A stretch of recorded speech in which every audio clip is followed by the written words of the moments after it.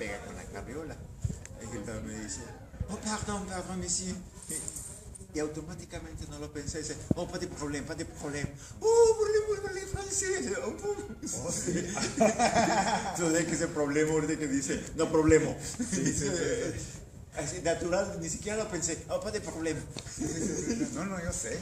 Pero imagínate con gente que trabaja de todas partes del mundo, eso me fascina a mí. Y luego, y la señora en la mitad de Los Ángeles, oh, problema francés. Oh, yeah, seriously. So, you know what? Why don't you just ask him the questions in English? Yeah. Go ahead and ask him. Me hablar un poquito de inglés. Yeah. Okay. Okay, we're here with Ruben in Los Angeles, California, at the Frida Kahlo, and Michael Theater. will be interviewing Ruben about the show of the 43 people from the state of Guerrero. Ruben, what was your inspiration? 43 disappeared students. I was a student in Mexico and I was an activist. I mean, it was and as a father, I mean, just the idea of losing your child is unbearable. It's the same like when I wrote about women of Juarez. How cannot you be touched by something like that at any level? There are 43 kids who want to study, very poor kids that they were the hope of their families, and they were disappeared by the police, the same force that is supposed to protect us. And so that's the reason.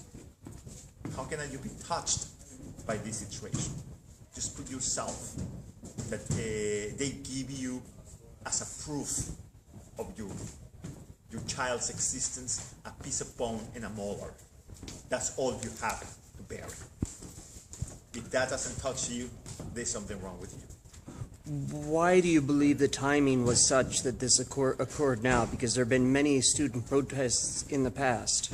Well, the reason is because there were 43 at the same time. 43 who didn't commit a crime.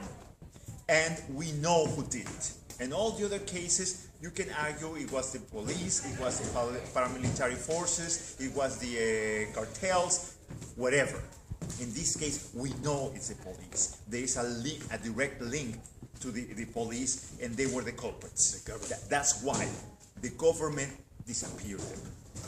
There's no argument. And also because the way it has been handled by the government from the beginning. First, they totally ignored it for almost 6 weeks. The federal government didn't say anything about it. Then when they finally got to it, they tried to close the case quick. Okay, this happened, boom, boom, boom, boom. In Mexico, where 99%, I think it's 95% of the cases go unsolved, and in less than a week, they solved it. But then there are questions about it, and they don't want to answer them because it's not true. There's a lot of things, there are a lot of holes in that theory. And that's what people got upset. The arrogance of the government said, okay, just shut up. And exactly that's the what the president said, Peña Nieto, last week. Get over it. All the way to the top. Yeah, that's the attitude. Get over it. How? And a father, one of the disappeared students, told him, "Come to my face and tell me to get over the disappearance of my child." That's why people got so upset, because suddenly, well, it can happen to you. Now it's not because they were criminal. Now it's not because they were involved in the cartels. One of the things that caught my attention when I started working with the Juárez, las mujeres de Juárez, was the fact that almost all the mothers said the same thing. That they heard about the killings, but they never cared. They were bad women, street women. It wasn't until it touched them. It was something direct that they reacted, and it's the same here. We've heard of people disappearing in Mexico, over 30,000 people in the last 10 years, and nobody bat an eye. And suddenly, these people, 43 students, kids that the only thing they wanted is just to get an education. And so that's my question. What happened to a country that buries their children? their students. And like Ruben said, like they say in the United States, the government in 1 week, they want to sweep it under the carpet. Yeah, that's what they are trying to do.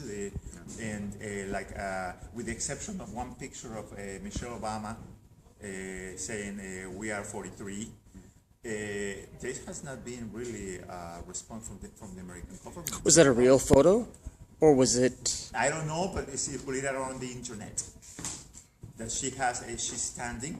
Now that you say it, I want to check the one Please do. with the girls. Exactly. Yeah, they had, because it was similar. Maybe somebody just erased them. Photoshop. Yes. I've seen many examples of that. Yeah, so because there has not been something, the government saying something openly about it. Okay. And they just try to disappear the case. Televisa is not talking about it because Televisa put Peña Nieto in power. And so they are protecting their investment.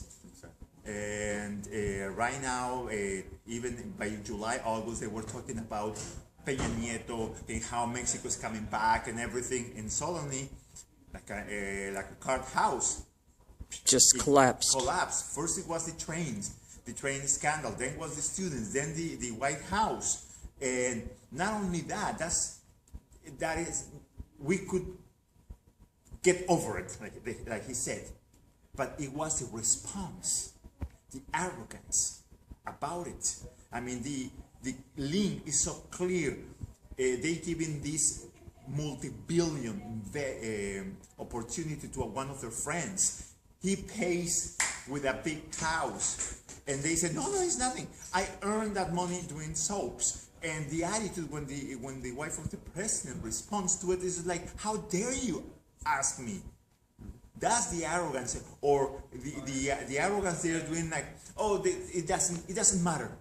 43 students, they don't matter. Why? Because they are poor, and a lot of them, they are indigenous. Yeah, I heard the indigenous over and over. Yes, and that's the reality. Thank you for the time. I appreciate you doing Okay, this story. Okay. thank you. Ruben, thank you.